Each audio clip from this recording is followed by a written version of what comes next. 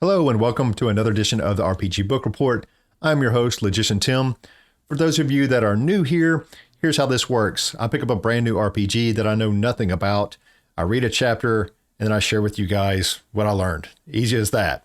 Tonight we are continuing learning more about the Pendragon RPG. This is going to be a very quick video on how skirmishes work in the game. A quick reminder that subscribing to the channel is 100% free. It doesn't cost you anything. But if you would like to support the channel, consider buying me a cup of coffee. That link is in the description below. Every little bit does help, and I really do appreciate it. Let's get back into that combat chapter in Pendragon and learn more about skirmishes. Okay, so we have the book cracked open here in the 6th chapter called Combat, and we're going to learn more about the skirmish rules starting on page 154.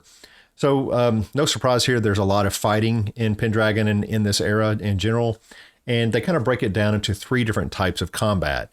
You have one-on-one or kind of small group combat. It has the same type of mechanics that we went over last time. There's skirmishes and then there's battles, okay? We went over the combat section in another video where we learned how to fight kind of one-on-one and in small groups. Now we're going to learn about these skirmishes, and in a later video we're going to be going over battles because I think it's just really cool. So skirmishes are kind of a special type of combat where it kind of starts with, one or both sides kind of bum rushing one another and in this big mass attack, right? Well, usually one of the sides is going to gain an advantage from the initial kind of push, right? And then it sort of breaks out into, lots of individual combat from there. And the skirmish rules kind of reflect all of this in the game. There's some really cool stuff here that adds additional depth for the mechanics for larger scale fighting. Pretty cool stuff. So whenever there's a battle or a skirmish situation, the battle skill will come into play. And the battle skill measures the ability to know and use tactics on a larger scale beyond just, small group or one-on-one fighting.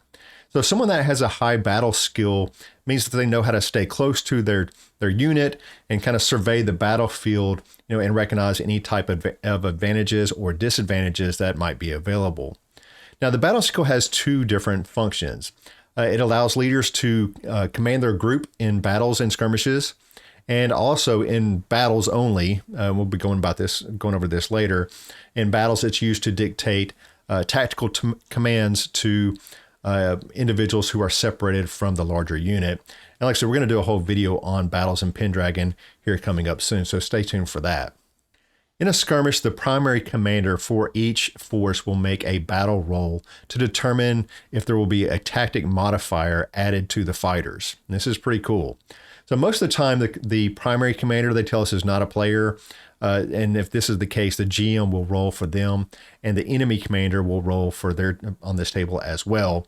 And what you're going to do here is just roll a d20 on the battle skill and then refer to this table for your results. And so a success gives you no modifier, a failure gives you a -5 modifier, a critical success gives you a +5 modifier, and a fumble gives you a -10 modifier. And so these modifiers are going to affect everyone on the battleground, okay, for this first round of combat. And this can give one side a very large advantage, especially if, let's say, you get a critical success and the other side fumbles their battle roll. Well, you're going to have some really nice modifiers for that first round to inflict a lot of damage, right? So you're going to get that huge advantage to you.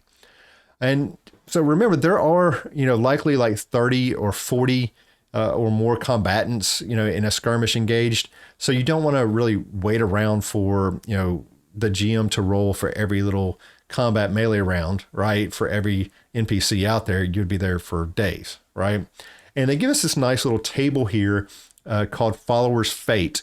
And for every character that leads men, other than squires, you're going to roll on this table to kind of help determine what happens to your men. And so if you get a critical success, this means that one enemy is captured for every 5 of your subordinates with no losses. A success means you get 10% losses. The survivors are victorious. Failure is 50% losses. The survivors retreat. And then fumble, of course, is really bad, 75% losses, and the survivors are routed. So at this point, the GM is going to kind of determine which one of the knights and soldiers or whatever were captured, which ones were wounded, and which ones were killed. They tell us that wealthy knights are who have a bunch of squires, and they're a lot less likely to be killed in combat versus like an impoverished knight, generally speaking. But they are more, prime targets for capture. Okay, so they're going to go after them to capture them, but not generally kill them. So you as a player knight, this is pretty cool because you as a player knight could be like kicking butt on the battlefield, right? And you're just destroying your guys that you're fighting against. But then you look up, and because of this follower's fate table, you can see your side just kind of being decimated. Or maybe conversely, maybe you got wrecked on your individual fight, but you look up to see that your side is pulling off the win. So I really like this idea of skirmishes and these kind of fate, followers' fate tables. Pretty cool stuff. It allows you to do a whole lot of combat in just a really short period of time. So yeah, I like this idea of skirmishes. It's just a couple extra mechanics and allows larger fights to kind of take place relatively quickly. And I think it's a great idea. All right, that's it for tonight. It's a shorter video just because life's kind of kicking my butt right now. We did learn a little bit of how skirmishes work, some pretty cool stuff. The next part, like I said, we're going to be diving into these full-size battles. It should be a lot longer video, but I just want to kind of give you these basics of skirmishes before we get to those battles. The book does not cover battles within the chapters. It's actually in an appendix in the back of the book, and it looks pretty cool. So we're going to be doing that next time. So thank you so much for watching. If you liked the video, please hit the like button. If you didn't like it, hit the thumbs down button and let me know in the comments what you didn't like about it. That's fine. If you'd like to support the channel, consider buying me a cup of coffee. The link is in the description below. And if you'd like to subscribe, that's free as well. All right, I will see you on the next one where we'll be going over the battles in Pendragon RPG. We'll see you then. Bye.